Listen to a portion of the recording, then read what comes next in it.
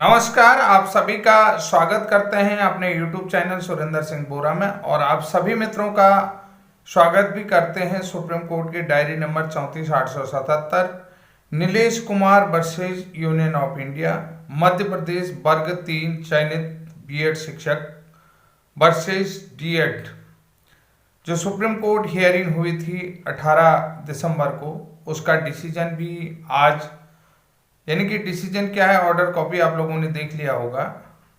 तो उस order copy में आप लोगों को सभी को मालूम है कि हाई कोर्ट में पुनः ये भेजा गया है। जैसा कि पूर्व में भी मैंने एक वीडियो बनाया था कि ये केस फिर उसी जगह पर आ गया है जहां से ये केस स्टार्ट हुआ था। कि बहुत सारे साथियों ने मेरी वीडियो का मजाक भी बनाया होगा कि ऐसा ये क्यों कह रहे हैं कि केस जहीं से स्टार्ट हुआ था वहीं आ गया हाई कोर्ट भेजने का। देखिए, आप केस के ऑर्डर के हर प्रत्येक पॉइंट को, मैं आज कोई ऑर्डर कॉपी नहीं लगा रहा हूं, कुछ ऑर्डर कॉपी मैंने पढ़ा भी नहीं है। मैं आप लोगों को सिर्फ वीडियो के माध्यम से, कि बहुत सारे यूट्यूबर्स जो हैं कि बड़ी चीज़ें बताएंगे, क्योंकि भाई उनकी बातें सच हैं, हम बहुत छोटे यूट्यूबर हैं, हमारी बातें सच भी होंगी तो वो आप लोगों को फायदेमंद नहीं लगती हैं या जो है कि आपके काम की नहीं होती हैं। छोटा यूट्यूबर होता है क्योंकि उसकी जो वैल्यू होती है बहुत कम, गिने चुने लोग ही उसे देखते हैं। लेकिन बाद में जब समझते हैं कि यार हाँ, इसने ये बात तो कही थी और ये बात सच होती है। क्योंकि जो वीडियो आज आप देख रहे हैं उस वीडियो को मैं 18 तारीख में ही आप लोगों को बता चुका हूं कि ये केस वहां आ चुका है कि जहां से ये केस स्टार्ट हुआ था। अब यहां पर जो है कि सबसे बड़ी चीज है कि जो भी विशेषज्ञ हैं, जो उस डिपार्टमेंट के विशेषज्ञ हैं, जो उस पॉलिसी के विशेषज्ञ हैं, जो उस पॉलिसी मैटर से जो है कि रिलेटेड ऑफिसर्स हैं, यानी कि ऑल स्टेट के एजुकेशन सेक्रेटरीज हैं और सेंट्रल एजुकेशन सेक्रेटरीज हैं, अदर जो अभी हैं एजुकेशन से जुड़े हुए सेक्रेटरीज हैं, और साथ में जो है कि एनसीटी को इन्वॉल्व होने की जरूरत आ गई है यहां पर। क्यों? अब ये बहुत सारे लोग आपको ऑर्डर पढ़ाएंगे, सुप्रीम कोर्ट ने ये कहा, दूसरी चीज ये कहा, सबसे बड़ी चीज हो गया कि यहां पर ये आप लोगों को जो है कि आप लोगों को सब लोग जो है कि अलग अलग वीडियो में अलग अलग चीजें बता रहे होंगे, अलग अलग, कोई ऑर्डर को लेकर के बताएगा, कोई जजमेंट को लेकर के बताएगा। लेकिन मैं अब आपको ये सारी चीजें आज नहीं बता रहा हूं कि भाई बार बार चीजें क्यों उलझ रही हैं। देखिए, सबसे पहली चीज है कि जो यूट्यूबर है वो कोई बीएड के फेवर में होगा, कोई डीएलएड के फेवर में होगा, कोई डीएड के फेवर में। यहां पर देखिए, अगर आप देखेंगे बीएड भी अपना ही भाई है, डीएड भी अपना ही भाई है, और मिनिमम क्वालिफिकेशन भी डिसाइड कर दी है। किसने? सुप्रीम कोर्ट ने डिसाइड की है। यहां पर मिनिमम क्वालिफिकेशन सुप्रीम कोर्ट ने डिसाइड की। उससे पहले जो भी क्वालिफिकेशन डिसाइड की थी वो एनसीटी ने की है। समझ रहे हैं? यहां पर एनसीटी का अधिनियम क्या कहता है, एनसीटी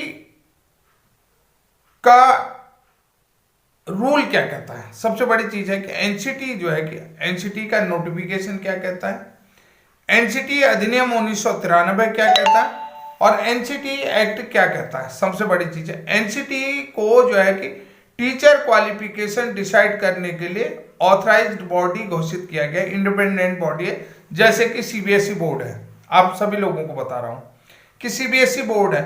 अब यहां पर देखिए, चीजें जो है कि सुप्रीम कोर्ट से हाई कोर्ट उलझ रही, हाई कोर्ट से सुप्रीम कोर्ट उलझ रही। तो अब यहां पर सुप्रीम कोर्ट ने भी डिसाइड कर दिया है कि 11 अगस्त से पहले जितने भी शिक्षकों की ज्वाइनिंग हो गई है वो सारे बीएड वाले सेफ हैं। अब बहुत सारे लोगों ने जो है कि भाई जो ज्वाइनिंग ऑर्डर है, जो काउंसलिंग ऑर्डर है, वो 11 अगस्त से पहले है। ये चीज तो आप सभी लोगों को पता है। 11 अगस्त से पहले काउंसलिंग हो चुकी है। भाई 11 अगस्त का रिजल्ट बाद में भी तो आ सकता है। ये चीजें तो समझने की बात है, ये अंडरस्टूड है कि चीजें 11 अगस्त से पहले हो चुकी है। ज्वाइनिंग जो है कि जिले से जो है कि 11 अगस्त से पहले रिलीज हो चुका है ज्वाइनिंग लेटर आप लोगों का। तो ज्वाइनिंग लेटर 11 अगस्त से पहले आपका रिलीज हो चुका है। अब एक छोटा सा उदाहरण आपको बता देता हूं कि आपका जो ज्वाइनिंग लेटर है वो 8 तारीख को जो है कि डिस्ट्रिक्ट से रिलीज होता है, और वो जो है कि बाय डाक आता है। बाय डाक आता है तो डिस्ट्रिक्ट से जो है पोस्ट किया 8 तारीख को, रिलीज हुआ होगा वो 7 तारीख को, हुआ होगा नहीं होगा। अब वो जो है कि आपको जो है कि 16 तारीख को मिलता है। तो अब आपकी विद्यालय में ज्वाइनिंग किस डेट में है, वो तो 16 तारीख को, लेकिन आपकी ज्वाइनिंग कब की मानी जाएगी, 11 अगस्त से पहले की 7 तारीख के ऑर्डर का ही तो माना जाएगा। ऑर्डर कब का होगा, डेट ऑफ ऑर्डर कब का होगा, डेट ऑफ ऑर्डर, कि भाई जब डेट ऑफ ऑर्डर यही चीज होगा कि जब डेट ऑफ ऑर्डर वही होगा ना जो आपका वर्किंग डेज होगा, होगा कि नहीं होगा, ये चीजें समझने की जरूरत है। आपका वर्किंग डेज मान लिया जाए विद्यालय खुलता है सोमवार से लेकर के सैटरडे तक, तो जो है कि सोमवार से सैटरडे ही तो आपका वर्किंग डे होगा। अब सोमवार को आप उपस्थित नहीं थे, एप्लीकेशन है, तो आपका वर्किंग डेज कब का आ जाएगा, या जो है कि आप सोमवार को जो है कि पहले विद्यालय में उपस्थित हुए, आधे दिन के बाद आप जो है कि विद्यालय के काम से किसी अन्यत्र चले जाते हैं, तो क्या आप सोमवार को एब्सेंट माने जाएंगे। ये चीजें समझने की बात है। ये चीजें यहां पर देखिए चीजें उलझ रही हैं। तो सबसे बड़ी चीज है कि मैं इन सारी प्रक्रियाओं में नहीं जा करके आज आप लोगों को वो चीज बता रहा हूं कि अब यहां पर जरूरत वो आ गई कि एनसीटी को आगे आने की जरूरत है, क्योंकि सबसे पहली चीज है एनसीटी ही इंस्टीट्यूशन बॉडी है, एनसीटी ही डिसाइड करेगी टीचर की क्वालिफिकेशन। ये चीज सुप्रीम कोर्ट भी जो है कि एनसीटी के लिए हस्तक्षेप नहीं कर सकता, समझ रहे हैं, सुप्रीम कोर्ट भी हस्तक्षेप नहीं कर सकता। अब जो है कि यहां पर जो है कि हस्तक्षेप करने की बात आ गई ministry of education government of India, ठीक है, कि यहां पर जो जरूरत पड़ेगी एजुकेशन मिनिस्ट्री के आगे, ठीक है। अब यहां पर जो है शिक्षा मंत्रालय भारत सरकार के हस्तक्षेप की आवश्यकता है। यहां पर जरूरत अब क्या हो गई, यहां पर जरूरत जो है कि अब विधायिका की होगी, फिर से जो है कि विधायिका एनसीटी के लिए कानून बनाने की जरूरत होगी, क्योंकि पूर्व के कानून जितनी भी एजुकेशन पॉलिसियां हैं, जो जो हर टर्म वाइज एजुकेशन पॉलिसियां, उन एजुकेशन पॉलिसियों में हर टाइम अलग अलग क्वालिफिकेशन बनाई गई है। उस क्वालिफिकेशन के हिसाब से आज का जो एक तरीके से आज का जो प्रारूप है, आज का जो रूपरेखा है, उस रूपरेखा में पूर्व की क्वालिफिकेशन है सही नहीं बैठ रही है। तो यहां पर जो है कि हस्तक्षेप करने की जरूरत है ministry of education government of India को। यहां पर जरूरत है कि सेंट्रल एजुकेशन सेक्रेटरीज के हस्तक्षेप की जरूरत है।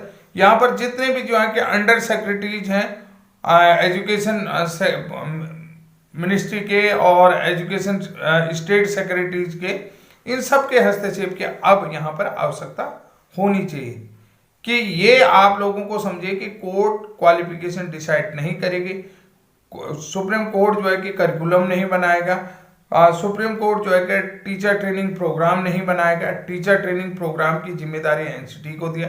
तो अब यहाँ पर जरूरत पूरी तरीके से एनसीटी को आगे आने की जरूरत है, government of India education ministry को आगे आने की जरूरत है, और जितने भी स्टेट एजुकेशन सेक्रेटरीज हैं उनकी आगे आने की जरूरत है, जो एक्सपर्ट कमेटी है उसकी आगे आने की जरूरत अब यहाँ पर मिल रही है। तो इसके लिए क्या हो सकता है, इसके लिए अब आप लोगों को समझना पड़ेगा।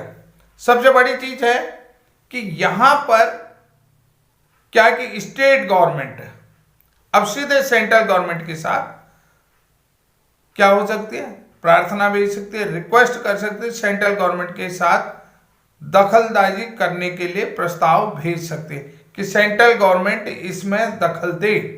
अगर ऐसी स्थिति आती है, ये स्थिति जो है कि यहां पर सेंट्रल गवर्नमेंट का दखल देने की जरूरत होनी चाहिए। तो साथियों यहां पर देखिए सेंट्रल गवर्नमेंट स्टेट गवर्नमेंट के पास बहुत सारी पावर है और एनसीटी को आगे आने की जरूरत है। यहां पर अब देखिए हर कोई बच्चा अपना है, देखिए यहां पर जो भी चीजें हैं वो टकरा रही हैं। तो यहां पर मैं समझता हूं जितने भी मैं आपको बता रहा हूं, यहां पर निश्चित रूप से अब इस सारी चीजों के लिए एनसीटी को आगे जाने की जरूरत है। एनसीटी आगे आए, मिनिस्ट्री ऑफ एजुकेशन आगे आए और जितने भी एजुकेशन सेक्रेटरीज हैं, एजुकेशन बोर्ड है, उनकी एक्सपर्ट कमेटियां आगे आए कि उन्हें टीचर रिक्वायर किस तरीके से टीचर रिक्वायर्ड है, क्योंकि 6 से 8 तक जो है कि बीएड एलिजिबल है और प्राइमरी के लिए एलिजिबल नहीं है, तो उसके लिए एनसीटी को आगे आने की जरूरत है और अपना पाठ्यक्रम डिसाइड करने की जरूरत है। क्योंकि यहाँ पर सबसे बड़ी चीज है कि जो एनसीटी की चुप्पी है ना, वो एनसीटी की चुप्पी जो है कि बहुत चीजें नहीं बता पा रही, नहीं क्लियर हो पा रही, बहुत सारी चीजें क्लियर नहीं हो पा रही। तो इसलिए जो है कि एनसीटी खुद से इस चीज को क्लियर करे ताकि बच्चों का समय भी बर्बाद ना हो, बच्चों का आर्थिक नुकसान भी ना हो। इन सारी चीजों के लिए एनसीटी को आगे आने की जरूरत है, गवर्नमेंट ऑफ इंडिया को आगे आने की जरूरत है और जितने भी एजुकेशन सेक्रेटरीज हैं सेंट्रल एजुकेशन मिनिस्ट्री के, उनको आगे आने, अंडर सेक्रेटरीज एनसीटी के, इन सभी लोगों को आगे आने करके एक कमेटी आने की जरूरत है और स्टेट गवर्नमेंट का हस्तक्षेप जरूरी है कि वो जो है कि रिकमेंडेशन करे सेंट्रल गवर्नमेंट से। सेंट्रल गवर्नमेंट जो है कि उस पर दखल देगी, एनसीटी को डायरेक्ट करेगी। डायरेक्ट करने के बाद क्या क्या चीजें होंगी, वो चीजें फिर एक विधायिका का है, उसको जो है कि चाहे आप जो है कि संसद में कानून बने या दूसरी चीज बने, वो चीज अब वहां पर जरूरत होगी, क्योंकि हर जगह मामला उलझते हुए जा रहा है। तो उलझते, चाहे छत्तीसगढ़ का हो, चाहे बिहार, पटना बिहार का हो या अन्य जगह उत्तराखंड का मैटर है, तो सब जगह मैटर उलझा हुआ है। तो साथियों, यही मेरा अपना एक चीज कहने का बनता है। इसी कारण से मैं आप लोगों को बता रहा हूं कि कोई भी व्यक्ति पराया नहीं है, सब अपने हैं, अपने ही साथी हैं। तो यहाँ पर इस चीज को आप लोगों को समझने की जरूरत है और क्या क्या चीज है आप लोग खुद ही बता सकते हैं कि निश्चित रूप से यहाँ पर अब एनसीटी को आगे आने की जरूरत है कि नहीं है, कि क्वालिफिकेशन के लिए एनसीटी को आगे आना चाहिए। तो साथियों, आज के लिए इतना ही, तब तक के लिए जय हिंद, जय उत्तराखंड।